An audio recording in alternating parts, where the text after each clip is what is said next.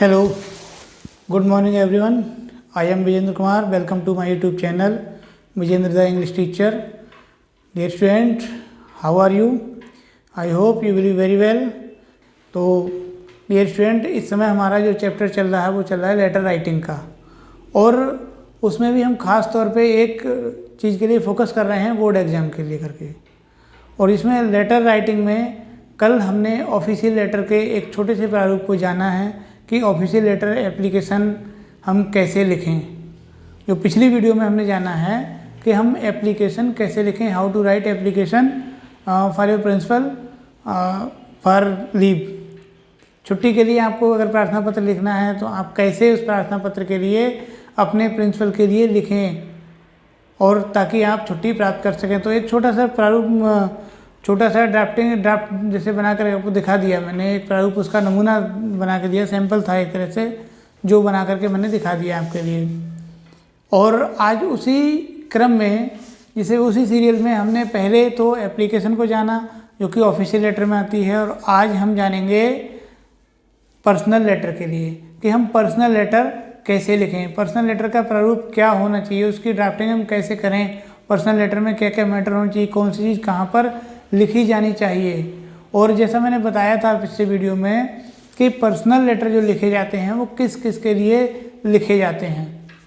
ज़्यादातर सगे संबंधियों से रिलेटेड रहते हैं। पिता का पुत्र के लिए पत्र हो सकता है, पुत्र का पिता के लिए पत्र हो सकता है, पिता का माँ के लिए हो सकता है, माँ का बेटे के लिए हो सकता है, भाई का बहन के लिए हो सकता है, बहन का भाई के लिए हो सकता है, एक मित्र का दूसरे मित्र के लिए भी हो सकता है।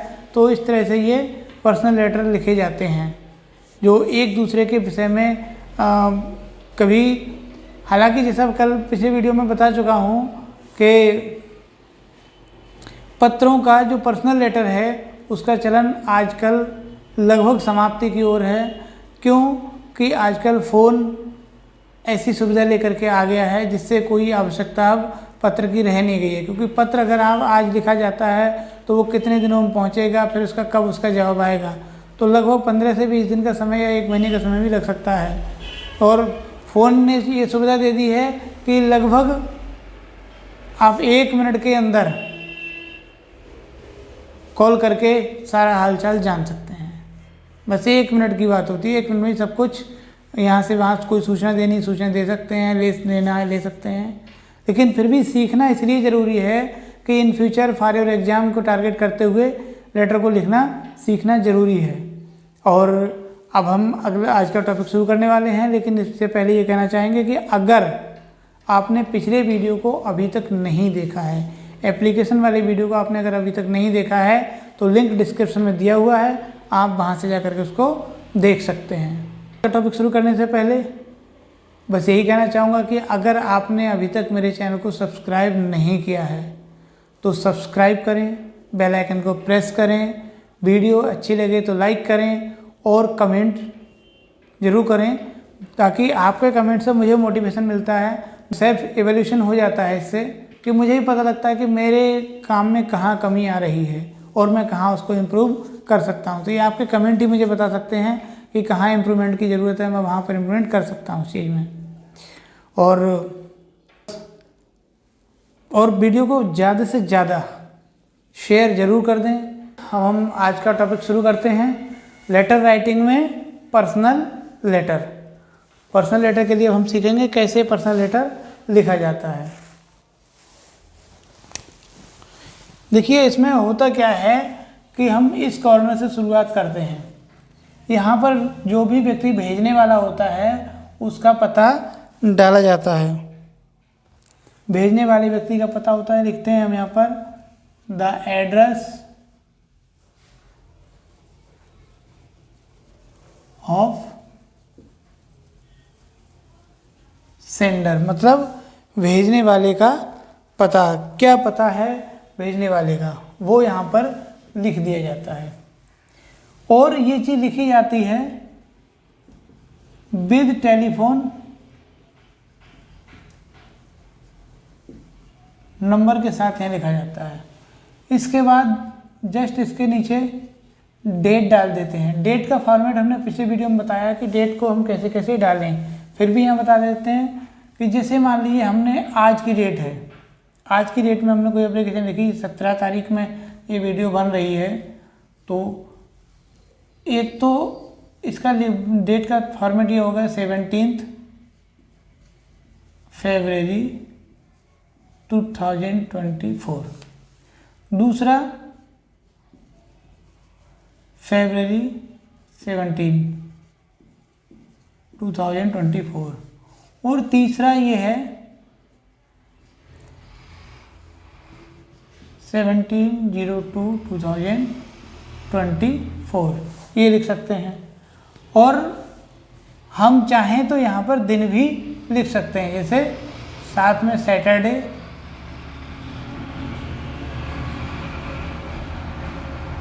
सेवनटीन 02/2024, ये इस तरह से भी हम लिख सकते हैं। ये एक लेटर लिखने का तरीका है, इसको बस रटना कोई लेटर नहीं है, क्योंकि अगर एक हमने रट भी लिया और हमें लिखना पड़ेगा दूसरा, तो कैसे लिखेंगे। बस इस चीज़ को समझना है, और समझ जाएंगे तो ये एग्ज़ाम की तो बात ही नहीं रहती है, पूरे जीवन भर आपके काम आने वाली चीज़ें हैं ये। हमेशा जब भी कभी अगर लिखना पड़ भी जाए, लेटर कभी लिखना पड़ जाए, तो आप आसानी से जब सीख लेंगे तो लिख भी लेंगे, नो प्रॉब्लम होगी। तो यहाँ का ये जो होता है, ये रहता है हमेशा राइट हैंड की ओर। ये ध्यान रखना है कि हम किस लेटर जो लिख रहे हैं किस हाथ पे लिख रहे हैं, राइट हैंड की ओर। सबसे पहले एड्रेस ऑफ सेंडर, जो भेजने वाला व्यक्ति, मान लीजिए मैं भेज रहा हूँ, तो मैं यहाँ पर अपना नाम पता यहाँ पर डाल दूँगा विद मोबाइल नंबर या टेलीफोन नंबर इसलिए डाला जाता है कि अगर कहीं कोई सूचना होती है तो तुरंत उस नंबर से बात की जा सकती है, बात करके हो जाएगा। उसके बाद डेट पड़ जाती है, डेट डालने के 3 फॉर्मेट हो गए, 1 2 3, और आप दिन के साथ भी डेट डाल सकते हैं, ऐसे भी डेट पड़ सकती है। अब इसके बाद ये यहाँ पर हो गया, फिर यहाँ पर आता है सैल्यूटेशन। सैल्यूटेशन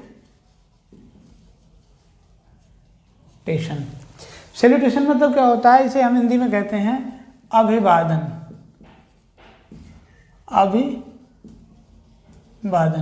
अब ये हिंदी में जो पत्र लिखे जाते हैं, तो हिंदी वाले पत्रों में तो हम सीधे क्या लिखते हैं, अगर पिता के लिए लिखा है या माँ के लिए लिखा, तो पूजनीय पिताजी सादर चरण स्पर्श, या पूजनीय माताजी सादर चरण स्पर्श, इसलिए लिख देते, इस तरह से लिख देते हैं। लेकिन इंग्लिश में ये सारी चीज़ें नहीं चलती।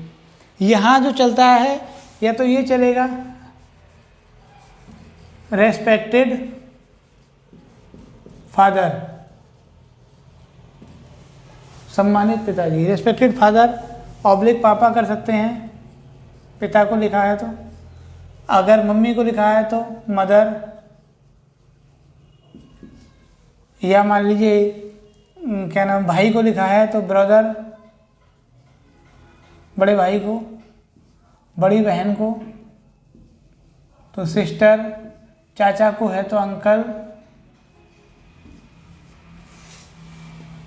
और चाची को है तो आंट। तो इस तरह से हम यहाँ वादन लिख सकते हैं। अब अगर दूसरी चीज़ है, ये लोग अपने से छोटों के लिए लिखते हैं, तब क्या लिखेंगे, तब उस कंडीशन में होगा डियर करके लिख देंगे, डियर सन, क्योंकि पिता ने बेटे के लिखा तो डियर सन, प्रिय बेटा, या डाटर, प्रिय बेटा या पुत्री, प्रिय पुत्र या पुत्री हो जाएगा डियर सन या डाटर। छोटे भाई को लिखा गया है तो डियर ब्रदर, और अगर छोटी बहन को लिखा गया है तो भी, क्योंकि सिस्टर ही रहेगी चाहे बड़ी हो या छोटी हो, तो डियर सिस्टर। इस तरह से लिख सकते हैं, क्योंकि ये वो है जो हमने अपने से बड़ों के लिए लिखा। ये लाइन जो आएगी अपने से बड़ों के लिए, यहाँ पर थोड़ा सा नोट कर सकते हैं इस चीज़ के लिए, अपने से बड़ों के लिए होती है ये लाइन। और ये जो रहेगी अपनों से, अपने से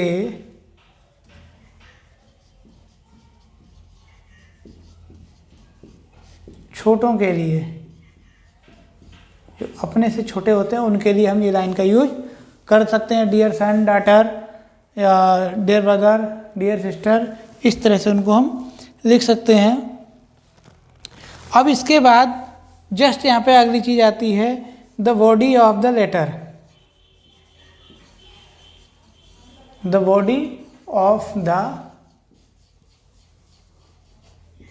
लेटर मतलब क्या होता है? अब इसका मतलब तो ये हो गया हुआ, हिंदी में अगर निकालेंगे the body of the letter, पत्र का शरीर, लेकिन ये चीज़ नहीं है। इसका मतलब ये है कि आप ये कई पैराग्राफ में हो सकती है, डिवाइडेड इनटू मैनी पैराग्राफ्स,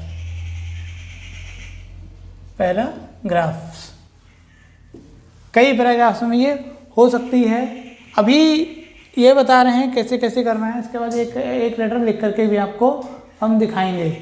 ये बता रहे हैं हम कि जो the body of the letter, ये मैनी पैराग्राफ्स, ये कई पैराग्राफ में हो सकती है। जो बॉडी लिखी जाएगी, इसके जो भी बॉडी से मतलब ये हो गया कि जो भी मैटर है, हम क्या कहना चाह रहे हैं, अपनी भावनाएं जो हैं, हमारी फीलिंग्स जो हैं, वो हम उसके अंदर लिखते हैं, वही उसकी बॉडी कहलाती है। इसके बाद लास्ट में यहाँ पर लिख देते हैं with best wishes,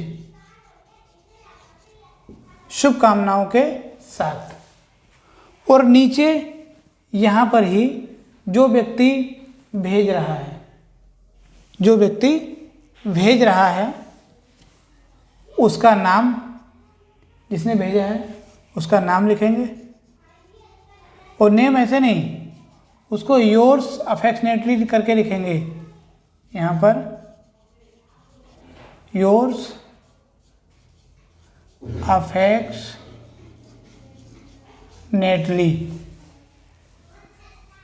affectionately yours भी कहा जा सकता है, नाम, और नीचे यहाँ सिग्नेचर भी कर दिए जाते हैं। मतलब लेकिन एग्जाम में XYZ ही लिख करके ही छोड़ा जाता है, डेट यहाँ डालने की जरूरत नहीं कि वो डेट ऊपर ही पड़ गई है। तो इस तरह से ये तो लेटर लिखने का एक तरीका रहा, पर्सनल लेटर को हम कैसे लिखेंगे। अब इसका हम एक एग्जाम्पल जरूर देखेंगे एक लेटर के माध्यम से कि एक लेटर हम कैसे लिखें। हमने एक लेटर लिखा और जिसमें लेटर है हमारा, लेटर फ्रॉम ए सन, एक बेटे का पत्र है, टू हिज फादर, किसके लिए? अपने पिता के लिए। Informing him about your preparation, अपनी तैयारी के बारे में सूचना देते हुए, for final exams, final exams की, you need some money for extra coaching. यहाँ पर ही की जगह, वो यू की जगह हम ही कर देंगे क्योंकि यहाँ हमको माना गया है, तो यह हमने कहा उसके लिए ही नीड सम मनी, उसको कुछ धन की ज़रूरत है, फॉर एक्स्ट्रा कोचिंग, अतिरिक्त कोचिंग के लिए, या एक्स्ट्रा क्लास भी कह सकते हैं यहाँ पर। तो जो हमने लिखना शुरू किया तो क्या किया हमने, सबसे पहले एड्रेस डाला यहाँ पर जहाँ से हमने भेजा है, रूम नंबर 4। ये रूम नंबर 4 जिस कमरे में जिस व्यक्ति ने लिखा है वो व्यक्ति रूम नंबर 4 में रहता है। कहाँ पर? गवर्नमेंट हॉस्टल में, गवर्नमेंट हॉस्टल बरेली में रहता है। किस तारीख में लिखा है? आज की तारीख 17 फरवरी 2024। अब शुरुआत उसने यहाँ से की, रेस्पेक्टेड फादर, सम्मानित पिताजी, आई एम सॉरी, मुझे खेद है, I could not write to you, मैं आपको नहीं लिख सका, for such a long time, काफ़ी लंबे समय से, इतने लंबे समय से मैं आपको कोई पत्र नहीं लिख सका, जिसके लिए मुझे खेद है। But there is nothing to worry, लेकिन चिंता करने की कोई भी बात नहीं है। आई एम फाइन, मैं ठीक हूँ, एंड आई होप, और मुझे आशा है, you and all family members, आप और परिवार के सभी सदस्य, विल बी वेरी वेल, बहुत अच्छे होंगे। आई वॉज बिजी, मैं व्यस्त था, इन हाफ अर्ली एग्जाम्स, अपनी अर्धवार्षिक परीक्षाओं में मैं व्यस्त था। इन दीज एग्जाम्स, इन परीक्षाओं में, I got very good marks, मैंने बहुत अच्छे अंक प्राप्त किए हैं। But in mathematics less marks than other subjects, लेकिन मेरे मैथमेटिक्स में जो है वो दूसरे विषयों की अपेक्षा मार्क्स जो हैं वो कम आए हैं, अंक कम मैंने प्राप्त किए हैं। द टीचर टोल्ड मी, अध्यापक ने मुझे बताया, फॉर एक्स्ट्रा कोचिंग, अतिरिक्त कोचिंग के लिए, कि आप ऐसा करो भी अतिरिक्त कोचिंग ले लो वरना फेल हो जाओगे। तो but I have no money for, लेकिन मेरे पास इसके लिए पैसा नहीं है। So please send me some money, इसलिए मेरे लिए कुछ धन भेज दीजिए फॉर कोचिंग के लिए। तो इसमें हमने क्या, ये बॉडी है लेटर की, इसमें हमने बहुत सारी बातें समेट दी। एक तो सबसे पहले हमने ये बता दिया कि शुरुआत हमने कहाँ से की कि हम काफ़ी समय से कुछ लिख नहीं पाए, इसके लिए हम क्षमा प्रार्थी हैं। दूसरी बात बताया कि हम ठीक हैं और हम आशा करते हैं कि आप और परिवार के सभी सदस्य भी ठीक होंगे। फिर बताया कि हम व्यस्त थे अपनी परीक्षाओं में, इसलिए कोई पत्र नहीं लिख पाए। फिर बताया कि परीक्षाओं में हमने नंबर तो अच्छे प्राप्त किए, लेकिन एक विषय ऐसा रह गया जिसमें हमारे नंबर कम आए हैं, और जब नंबर कम आए हैं तो टीचर ने हमको वार्निंग दी है, बताया कि ऐसा है, अगर कोचिंग लगा लो, पढ़ लो कहीं पर, नहीं पढ़ोगे तो फिर फेल हो जाओगे, अदरवाइज यू विल फेल। तो क्या हुआ कि उसके लिए लेकिन मेरे पास पैसा नहीं है, और जब पैसा नहीं तो मैं कोचिंग कैसे पढ़ लूँगा। तो मैं आपसे कह रहा हूँ कि आप मुझे कुछ पैसे भेज दो तो मैं आराम से कोचिंग पढ़ सकता हूँ। तो ये सारी बात हमने उसमें लेटर में डिफाइन कर दी, बता दी। उसके बाद लास्ट में हम लिखते हैं आई वेरी मच रिमेंबर, मैं बहुत याद करता हूँ mummy and younger brother and sister. अब यहाँ पर थोड़ा पत्र, जब हम पिता को पत्र लिख रहे हैं तो थोड़ा सा जिक्र उनका भी करना होता है, मम्मी और परिवार के अन्य सदस्यों का भी। छोटे भाई बहन उनके बारे में पूछना पड़ता है, बताया जाता है कि मैं उनको बहुत याद करता हूँ, मुझे बहुत उनकी याद आती है, और होता है बाहर रहने पर मम्मी पापा और भाई बहनों की याद आती है। फिर उसके बाद में लिखा है कि kindly convey my regards to mummy and love, mummy के लिए मेरा सम्मान, मेरा मतलब नमस्ते जो भी है बोल देना, and love to brother and sister, और छोटे भाई बहन के लिए प्यार। विद रिगार्ड्स टू यू, आपको भी सम्मान। और यहाँ पर जिसको भेजा गया है उसका नाम और पता डाल दिया गया, टू श्री XYZ लखनऊ। मान लीजिए यहाँ पर नाम ओपन नहीं करना है हमें, तो श्री XYZ लिख करके लखनऊ के लिए भेज रहे हैं, तो यहाँ लिख दिया हमने। आगे यहाँ लिख दिया योर्स अफेक्शनेटली सन भी लिख सकते हैं, और कौन है XYZ। एग्जाम में XYZ यहाँ भी दिखाना है, XYZ यहाँ पर भी दिखाना है। अपने पिता का नाम एग्जाम में ओपन नहीं करना है, और ना ही खुद का नाम एग्जाम में ओपन करना है। तो इस तरह से हम इसको लिखेंगे। और ये पता तो जहाँ जब हम जिस लिफाफे में इसको बंद करते हैं उस लिफाफे के ऊपर भी ये पता डाला जाता है कि इसको हम भेज रहे हैं। और यहाँ पर भी आज के समय में पिन कोड और मोबाइल नंबर दोनों डाल दिए जाते हैं, तो और अच्छा है, ताकि पोस्टमैन को थोड़ा सा आसानी हो जाती है कि फ़ोन करके आपके घर तक आपका लेटर पहुँचा देगा।